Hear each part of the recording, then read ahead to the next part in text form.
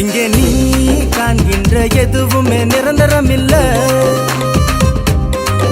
பெரிதா என்கின்ற உன்னுயிரோ உனக்கு சொந்தமில்ல.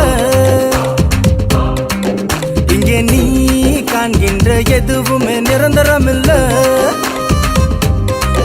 பெரிதா என்கின்ற உன்னுயிரோ உனக்கு சொந்தமில்ல. எனக்கு வேறொன்று வேணா, பணம் இருந்தா போதும் என்று நீ எண்ணுகிறாய். எனக்கு வேறொன்று வேணா, சொத்து சுகம் போதும் என்று நீ வாழுகிறாய்.